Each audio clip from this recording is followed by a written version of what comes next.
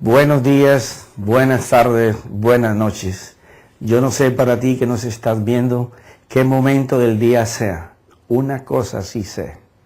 Hoy Dios, a través de su Espíritu Santo y usando su palabra, va a llevarte transformación a tu vida. En tu hogar, en tu vida, en tu familia, en tus hijos, va a haber una metamorfosis.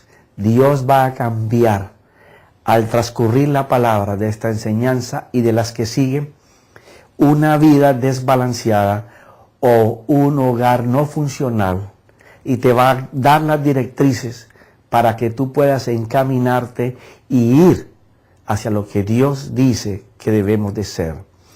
En esta oportunidad voy a hablar sobre los padres y los hijos. Para empezar, quiero decirte, soy un hombre que tiene 30 años de casado. Amo a mi esposa más que el primer día. Y ahora que nuestros hijos se han ido, pues estoy como novio con ella. La estoy correteando por toda la casa. Feliz, la amo más que al principio. Padre de dos hermosos hijos. No por lo que sean bellos físicamente, sino que interiormente Dios me ha regalado con ellos cosas que ni siquiera yo viví, que cuando empecé a ser papá, nadie me dio un manual de cómo debía guiar mis hijos. Y aún más venía de un hogar muy disfuncional. Un hogar donde mi padre era un padre alcohólico, abusador verbalmente, de una madre criando 6 hijos, prácticamente sola porque mi padre solo era proveedor. Y cuando le daban una queja era que el hombre actuaba con una correa o con un palo. Pero lo que aprendí fue una desunión. Crecí con mucho odio en mi corazón, con mucho rencor. Me fui de mi casa varias veces. Cuando tenía 13 años fue la primera vez que yo me fui. Fue doloroso saber que yo decía que me iba y mis padres se quedaban aparentemente a mis ojos, como si no hubiera pasado nada. Y cuando iba por la puerta de mi casa con una cajita, con la ropa que yo suponía que era mía, mi padre me dice: oye, jovencito, ¿qué es lo que tú llevas en esa caja? Y le dije: mi ropa. Y me dijo: ¿tu ropa? ¿Tú la has comprado? Y le dije: no. Y me dijo: entonces no es tu ropa.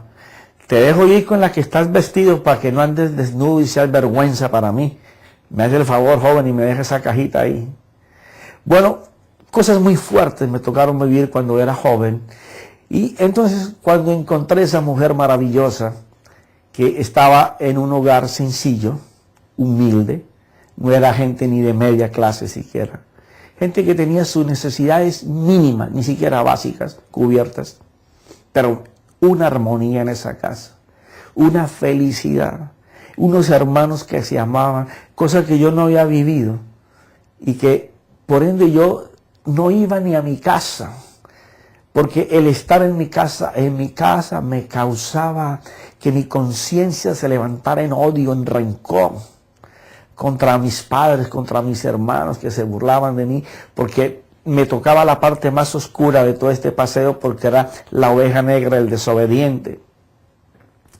Pero cuando llegué a la casa de mi esposa, pude notar un ambiente tan diferente. Nosotros, quizás en mi casa había muchas más cosas nuevas o en mejor estado, pero en la casa de mi esposa reinaba el amor.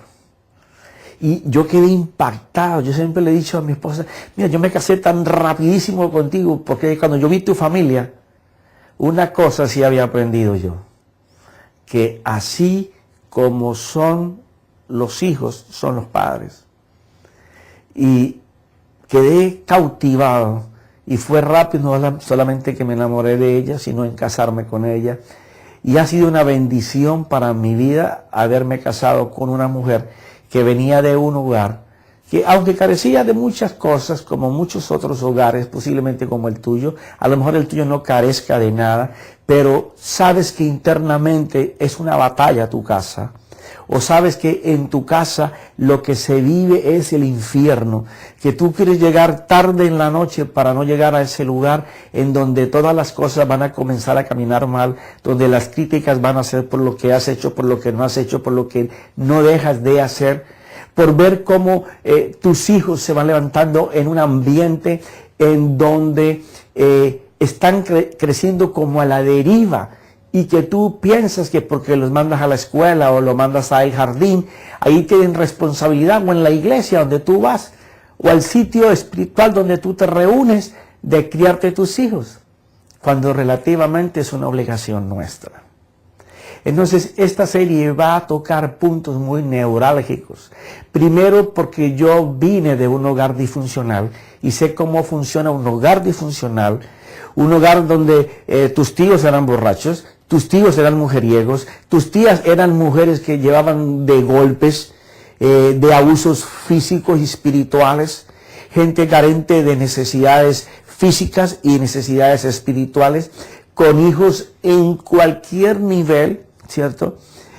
No tuve ni tíos ni tías homosexuales que yo me dé cuenta, pero conozco de muchas familias que sí lo tuvieron, o la tía loca, o el tío loco, aquel que se agarraba a pelear con todo el mundo, que era la vergüenza de la familia, que quedaba tirado en la calle. Bueno, yo vengo de ese tipo de familia, en donde había que alinearse con en aquel tiempo no se le llamaba pandilla, como se le llama hoy, porque como tú ves, yo soy muy jovencito, tengo, ¿cuántos? 30 más 23. Para que no suene feo. Pero bueno, estos 53 años me han ayudado para decirte que cuando me tocó vivir a mí, por ejemplo, no había lo de las pandillas, ya, ni gangas, nada de eso. No me recuerdo ahora cómo se le llamaba específicamente a esa reunión que nosotros teníamos, pero sé que más adelante el Espíritu me lo va a recordar. Y uno se reunía en una esquina, pero en esa esquina pasaba cualquier cantidad de cosas también. Y uno se defendía entre ellos mismos. Yo pienso que era el alma de la pandilla, pero sin llamarse pandilla. ¿Ok? Y entonces, como yo vengo de todo eso que yo viví y que hoy está viviendo la gente, pero a un nivel mucho más alto. Porque yo tengo dos hijos, uno de 28 y uno de 29 y uno de 28. Y ahora soy abuelo. Tengo un nieto de 5 y una nieta de 1 año que me están volviendo loco, son hermosísimos. Más adelante te voy a poner fotos a la entrada de cualquier mensaje o a la misma salida, porque vivo orgulloso de mi familia, de mis hijos. A mis nueras les llamo hijas, las amo, ¿cierto? Las hemos hecho parte de nuestra familia. O sea, en la palabra yo encontré cómo poder borrar toda esa amargura que había en mi corazón, ese odio. Yo me acuerdo que cuando tenía como 22 o 23 años, estaba recién casado con mi esposa, mis hijos tenían 2 y 3 años, me detectaron en mi país una úlcera maligna, cancerífera, e inclusive me estaban dando medicina para inyectarme cada 6 horas para el dolor que yo sentía. Y mi esposa, dándose cuenta de que se acercaba a un final, pues quiso hacer una cena y reunió a toda mi familia, a mis hermanos, para como una despedida disimulada. Como este se va a morir, vamos a hacerle una fiestecita. Y entonces, en esa reunión, yo me acuerdo que hubo un momento en la reunión en que descargué todo mi odio y toda mi ira contra mis padres, diciéndole cómo yo los odiaba y cómo yo quería y que muchas veces quise matar a mi padre, pero que algo pasó. O sea, yo nunca lo ataqué físicamente, pero dentro de mí estaba ese deseo como de arrancarle la cabeza de un machetazo o con un palo, agarrarlo y matarlo a punta de palo. O sea, era un odio terrible que yo tenía contra él. Y a mi madre le dije, ¿sabes qué? Yo también contra ti tengo, porque tú debiendo de defenderme, tú antes me acusabas. Y yo a veces cuando comía y estaba en la mesa con ustedes dos y yo te veía, me provocaba meterte el tenedor a los ojos y sacártelo. Bueno, fue una noche terrible. Mis hermanos lloraban, mis padres quedaron destruidos. Bueno, mi padre a partir de ese momento se cayó más profundo en el alcoholismo. ¿ya? Y mi madre, bueno, imagínate, yo no, en aquel tiempo no me imaginaba el destrozo que estaba haciendo. Eso fue terrible para ella. Sufrió años y años y años, porque yo vine a conocer al Señor como 9 o 10 años después de esa situación. Entonces, una vez que yo conocí al Señor, un día me di cuenta del daño tan inmenso que le había hecho. Y me acuerdo que dejé mi trabajo, bueno, siempre he trabajado independiente, pero dejé mi trabajo tirado a un costado y le dije a mi esposa, me tengo que ir mañana para Colombia. Es imposible que yo siga aquí en Miami con este dolor que tengo. Y entonces me fui y me sané. Yo me acuerdo que llegué a mi casa y, en Buga, Valle, Colombia, y mis padres no me esperaban.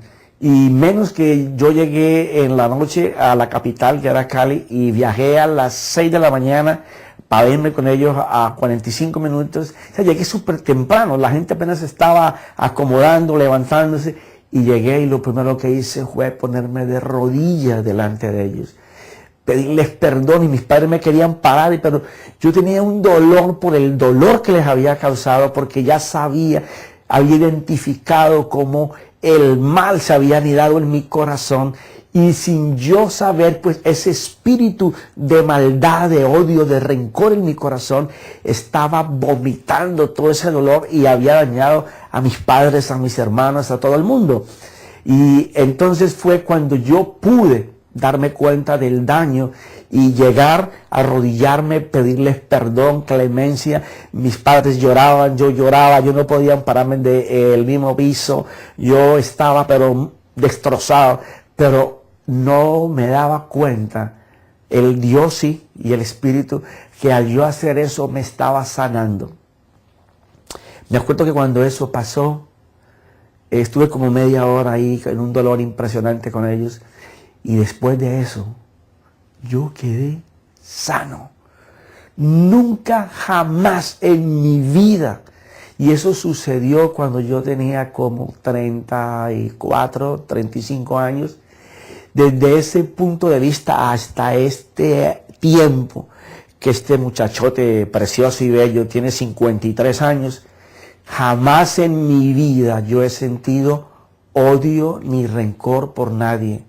Y tengo gente que me ha hecho daño en el sentido de que tú no esperas, por ejemplo, que un familiar, una persona muy cercana a ti, o un amigo, o alguien a quien tú le has ayudado, tú no estás esperando que te dé nada. Yo, por ejemplo, ayudo a las personas y yo no espero jamás que las personas me den nada, porque yo sé que es más privilegiado para uno dar que recibir.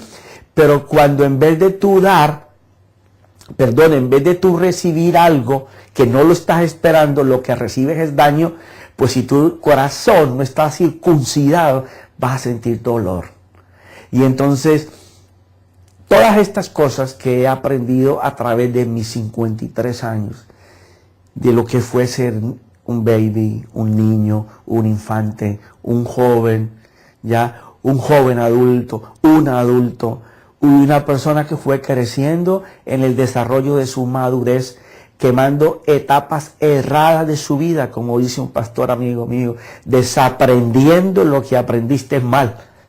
Esa palabra, cuando él me la dijo, me encantó, que la uso continuamente.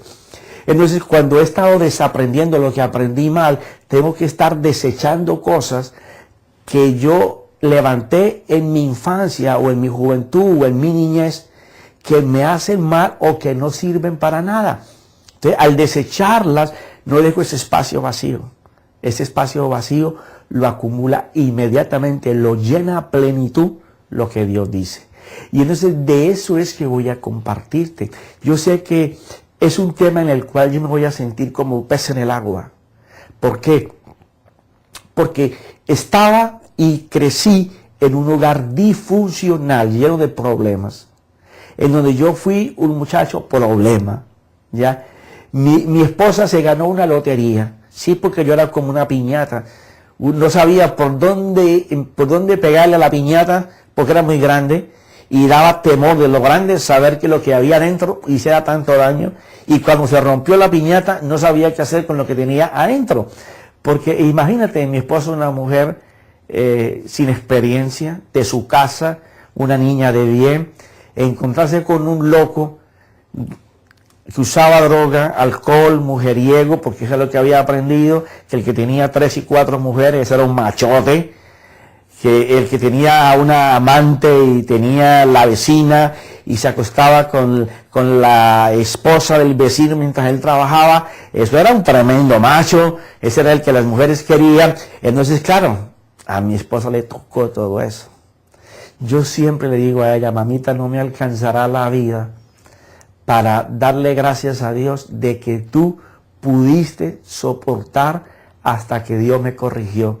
Y ahora no me alcanza el tiempo, igual que no me va a alcanzar el tiempo de mi vida para hablar de mi Señor con locura y compasión, decirle cuánto la amo y que todo lo que yo hago fuera de predicar el Evangelio y de amar a mi Señor es para ella solamente. Entonces te quiero compartir unas cosas básicas, pero tú no estás hablando y yo sí, y me dio sed. Dame un chance. Mira, te voy a tener que usar mucho mi carpeta. ¿Tú sabes por qué? Siempre cuando estoy compartiendo, casi no la uso.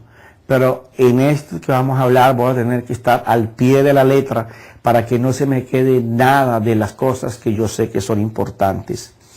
Vamos a hablar, por ejemplo, que los hijos son un regalo de Dios.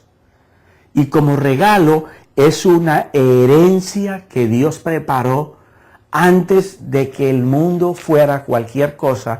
Dios hizo en su eternidad, hizo unos pedacitos de cosas que les llamó hijos, propiedad de Dios, y los tenía reservados y guardados para que esa pareja pudiera tener ese hijo que Dios había preparado ya de antemano.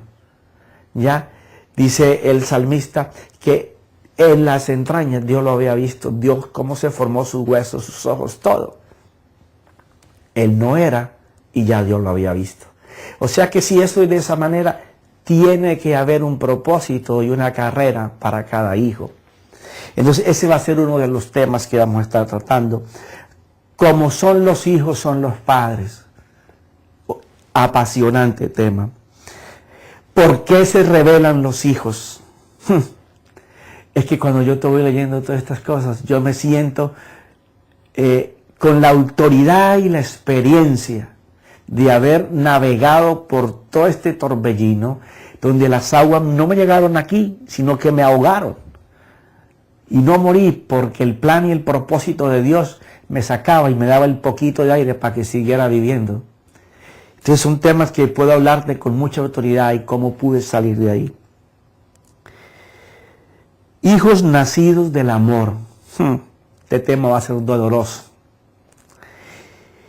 Hijos necios o malcriados. Tú sabes que esto va a ser un tema que le va a inflar a muchas personas el sentadero. ¿Tú sabes por qué razón? Porque cuando estemos tocando este tema y tú te des cuenta lo mal padre que tú eres, pensando que eres buen padre, alcahueteándole a tus hijos lo que no le debes de alcahuetear y no disciplinar lo que tienes que disciplinar porque es tu único hijo o porque es la única niña o porque es el único niño, y entonces estás creando un monstruo para alguien que más adelante se va a tener que casar con ese monstruo. ¿Ya? Y tú vas a ser el responsable y vas a tener que darle a Dios cuentas. Temas, no, yo sé que vamos a tocar temas que te van a poner a patinar el coquito. Hijos sin disciplina. Hijos educados bajo los principios de Dios. De esto sí vamos a estar contentos todos. Pero esto va a ser el ungüento, porque el vino bueno, dijo el Señor, se guardaba para lo último. Así le dijo al que cuando Él convirtió las aguas en las tinajas en vino, el maestro de Sala dijo, todo el mundo deja el vino bueno para el principio, pero Aquí tú has hecho al contrario, has dejado el vino bueno para lo último. Yo sigo ese formato. Lo mejor tiene que ser el sello. Y dice, épocas de ser un padre infante, épocas de ser un padre con hijos niños, época de ser padre con hijos adolescentes, época de ser padre amigo, es más importante ser amigo que padre, son épocas, padre consejero, cuando ya tus hijos se van y tú tienes que solamente opinar y aconsejar, pero con un amor y una inteligencia y una sabiduría de Dios. Porque si tú comienzas a cantaletear, tu hijo no va a estar contigo, ni te van a visitar siquiera.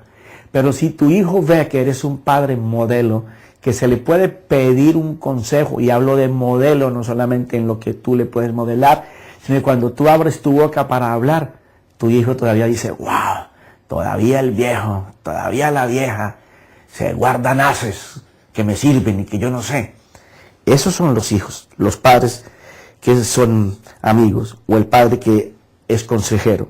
Pero llega una época en que ya tú a los 70 y pico de años te vuelven a mimar. Ahora te regresan todo lo que tú has hecho en la vida de ellos, porque ahora se va a cumplir que como son los hijos, son los padres. Ahora van a ser tus hijos los que van a comenzar a devolver toda esta vuelta que tú diste, y van a terminar siendo tú el padre aconsejado por tus hijos. Y tú me dirás, pero espérate, si yo gasté toda la vida aconsejándolos. Bueno, pero es que ya tu hijo ha crecido. Y ahora él comienza a hablarte en términos como, papi, no salgas hoy que la temperatura está muy bajita, cobíjate bien, y tú no te has despertado y él está pendiente de ti, llamándote. Papi, no salgas hoy que el calor está muy alto, cobíjate bien. Mira, cuidado si vas al supermarket, está mojado el piso. O sea, ¿por qué? Porque lo que tú le sembraste a él ahora te lo devuelve. Él ahora es el hijo padre que está pendiente de su padre o de su madre. Vamos a hablar de todo esto. Esto va a ser una serie fascinante. Primero, porque me enloquece hablar para la familia. Porque como yo tengo una familia exitosa, tengo, como toda familia, sus dificultades, problemitas que se resuelven rápido, porque hemos aprendido que no se debe dejar un problema en la casa sin que nos acostemos y esté resuelto. La Biblia dice que no se coloque el enojo sobre nosotros y que el día se termine y nosotros sigamos enojados. Entonces, rápidamente solucionamos todo. Entonces, lo que yo he visto que da resultado, eso es lo que yo quiero compartir contigo a la luz de las Escrituras. Entonces, ya te enuncié todos los temas para que le avises a todos tus amigos y le digas, óyeme, viene papao. ¿Usted sabe lo que es papao? Papao.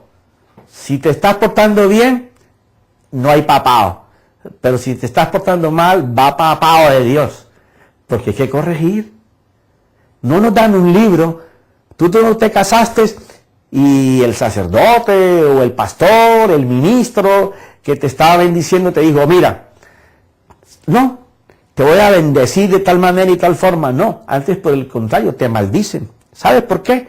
Te dicen que sean, a ver si me acuerdo, que caminen en la desgracia juntos, en la enfermedad juntos. Imagínate que esta bendición es esa. Tú te casas y te están diciendo que sean enfermos y que caminen juntos, que estén desunidos y que caminen juntos. O sea, esa es una maldición. Y fuera de eso, no te dan los cursos prematrimoniales que dan, son cursos más buscando el dinero tuyo para que vayas ahí a que te den unas explicaciones de cosas efímeras que nunca se cumplen. ¿Ya? Lo real es cuando Dios te habla a tu corazón y que tú estás ahora en el proceso, en una de esas etapas, y comienza Dios a darte papao, y tú vas a decir, uy, ay, tengo que cambiar esa. Por eso te dije, aquí van a haber muchos sentaderos hinchados y hay muchas cabezas que van a estar, oh, chévere, estoy bien. Bueno, de eso se trata, de que pasemos un rato agradable, que tú puedas colocar los principios de Dios a favor tuyo, que Dios te pueda iluminar para que tú puedas hacer cambios en tu vida. Entonces, yo quiero empezar con la escritura. Dice la escritura. Voy a leer del Salmo 127. Este es un salmo precioso para la familia, pero es tan poderoso que tengo que ir cogiendo versículo por versículo, línea por línea. Y habrá en muchas partes de estos temas en donde regresaré a los mismos capítulos, a los mismos versículos, pero usando lo mismo que revela la escritura, pero en la iluminación de otra parte del tema. Entonces dice, por ejemplo, el versículo 3. Yo te voy a leer de la Biblia de las Américas, una Biblia de estudio, pero te voy a traducir también como posiblemente puede ser tu Biblia. He aquí don. Cuando habla de don está hablando de regalo de Dios. Si es un regalo de Dios es una herencia. Entonces, he aquí don del Señor son los hijos. Ok, ¿qué está diciendo el Señor? Que es un regalo de Dios, que es una herencia de Dios. Dios tuvo guardado eso para un momento de tu vida. Y en ese momento de tu vida Dios te lo dio. Eso es lo que yo empecé diciéndote. Quiere decir que si te dio Dios el Hijo, te quiero hacer una pregunta. ¿De quién es el Hijo? No me contestes. Piénsalo.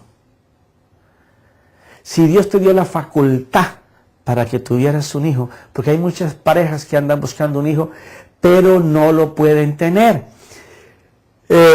Entonces, si no lo pueden tener un hijo, quiere decir de que Dios no les dio la posibilidad, la capacidad que ellos pudieran tenerlo. Entonces, por ejemplo, la Escritura dice, he aquí donde el Señor son los hijos, y recompensa es el fruto del vientre. O cosa de estima el fruto de su vientre. Entonces dice lo siguiente, que el Hijo es un regalo de Dios. Dios lo preparó para que tú lo pudieras tener. Si Dios preparó el Hijo para que tú lo pudieras tener, quiere decir que no es tuyo. ¡Wow! ¿Por qué que no es mío? Si yo fui el que lo tuvo, yo fui el que lo engendré, yo estuve con la barriga así de tamaño, y el papá dice, sí, pero es que yo luché por él, yo he sido el que lo he alimentado, yo lo formé. Bueno, bájate de esa nube, porque ese hijo no lo formaste tú. Dios colocó dentro de ti la capacidad, te dio el placer, te dio el orgullo de que tú pudieras pararte delante del mundo y decir, soy papá, soy mamá. Pero cuando un padre piensa que su hijo es de él, es cuando nos encontramos con los problemas de formación, en donde un padre llega y dice, por ejemplo, este hijo es mío, y entonces cuando está enojado, cuando está enfurecido, como él piensa que es de él quiere hacer con el hijo lo que le da la gana, y nadie se puede interponer para darle una opinión o algo, porque es su propiedad. Entonces, como es su propiedad, lo puede golpear, lo puede castigar, lo puede flagelar, le puede hablar mal, lo puede maldecir.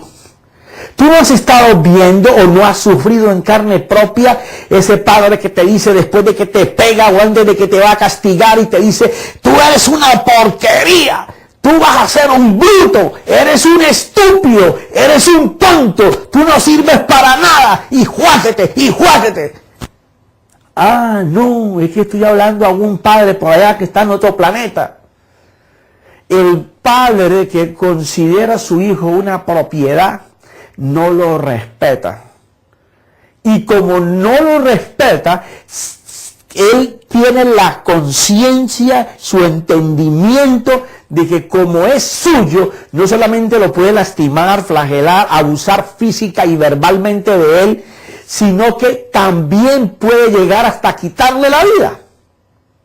Por eso vemos en este tiempo padres que matan sus hijos, o hijos que cansados de la represalia de sus padres matan a sus padres.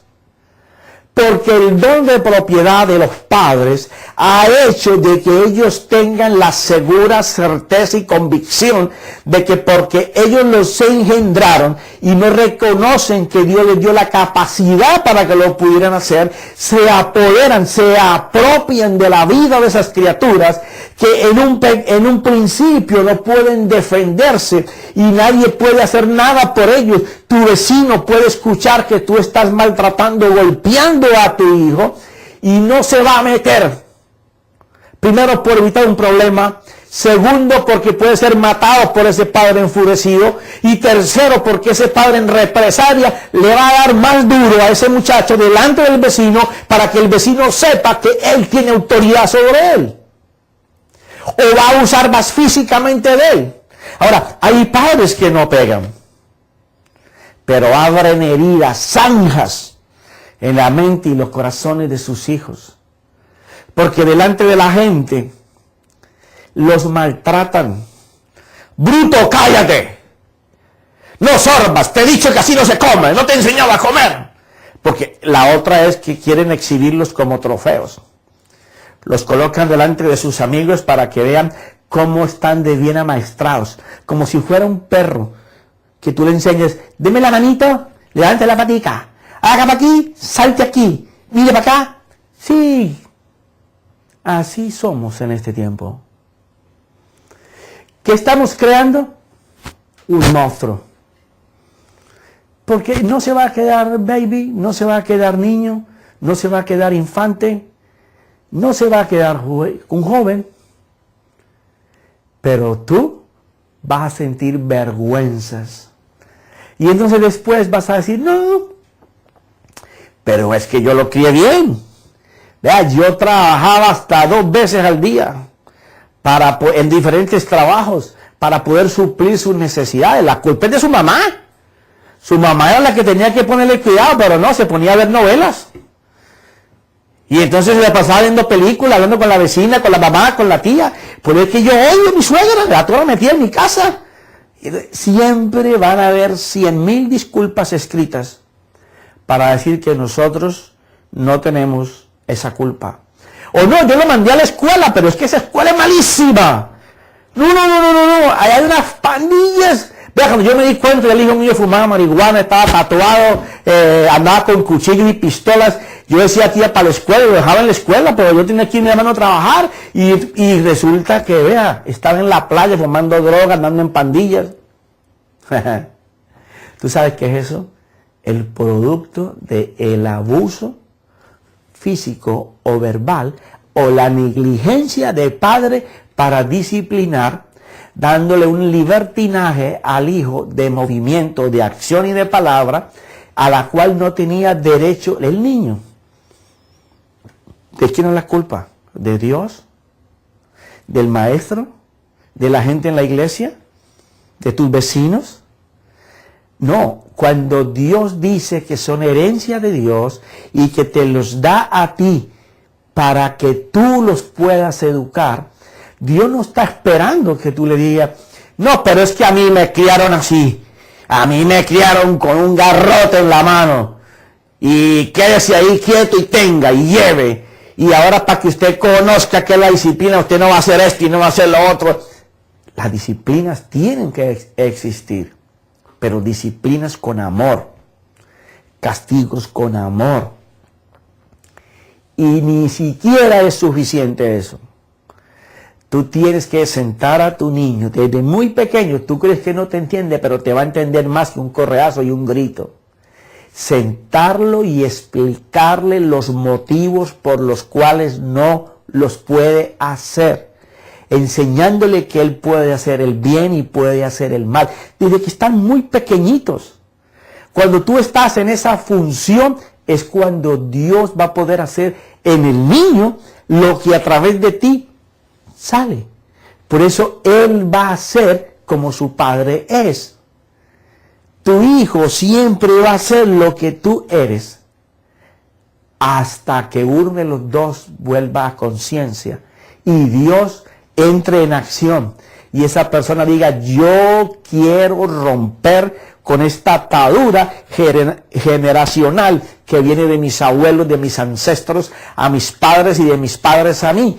Yo tengo que romper esto, yo tengo que acabar con esto, mis hijos no tienen por qué seguir en esto, tenemos que cambiar. Cuando alguien se para a hablar de esa forma, es cuando Dios va a poder hacer las cosas. Porque cuando le vamos a dar la oportunidad al Señor. Estamos con un climita sabroso. Entonces, dice,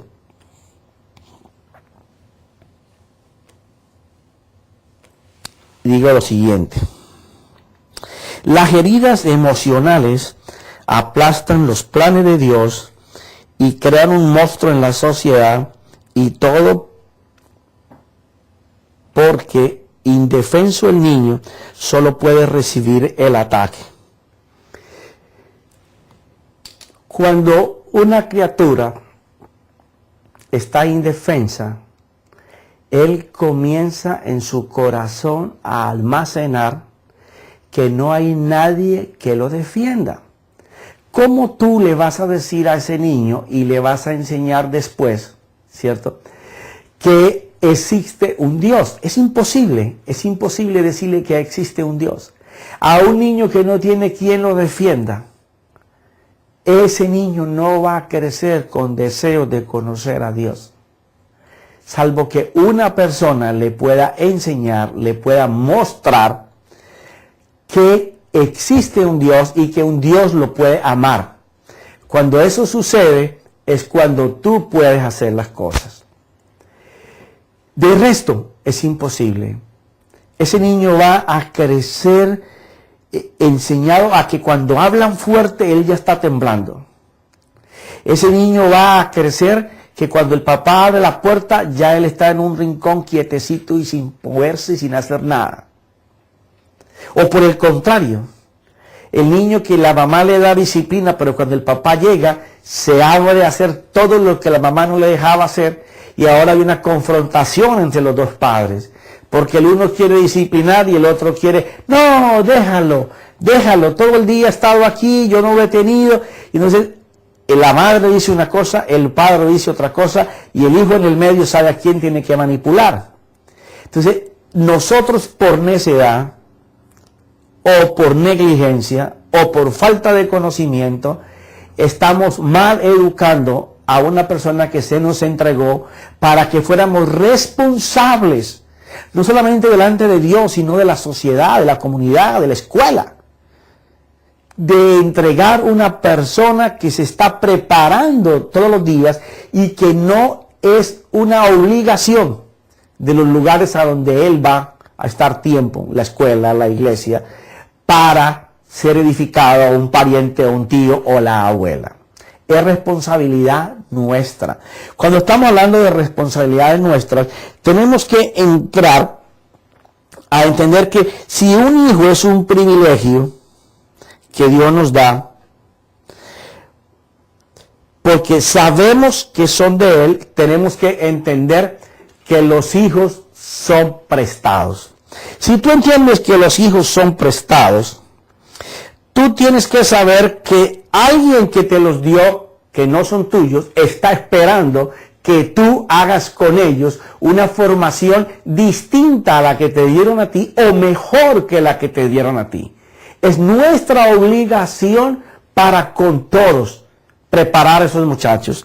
Entonces, ese padre sabe que él tiene la oportunidad delante de Dios de ser padre conforme Dios dice, y que él tiene que corregir, tiene que darse cuenta de que si las cosas no están caminando mal, él tiene que hacer cambios, ajustarse a las cosas que Dios dice.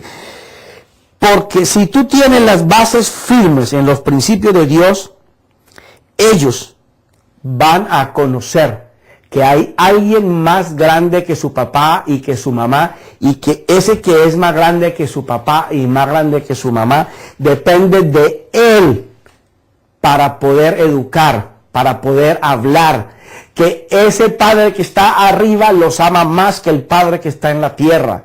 Y ese Padre le está enseñando no un temor a la correa, no un temor al grito, le está enseñando que si le tememos a Dios, Él va a poder guiarlo hacia los caminos de Dios y va a ser alguien mejor que Él. Y siempre le va a estar diciendo al niño, mira, tu Padre que está en los cielos preparó para ti en la eternidad un pedazo de eternidad que tú vas a recorrer, que tú vas a cubrir. Y cuando ese Padre está en función no del don de propiedad sobre el Hijo, sino enseñándole que la propiedad de Él es Dios, esa criatura va a crecer con el ánimo, con la seguridad de que Él le merece respeto a alguien que al principio quizás tú dices no entiende, Él sí va a entender porque Dios va a estar en acción. Cuando tú le das la propiedad de tus hijos al Señor, Dios se va a encargar de que todo camine bien.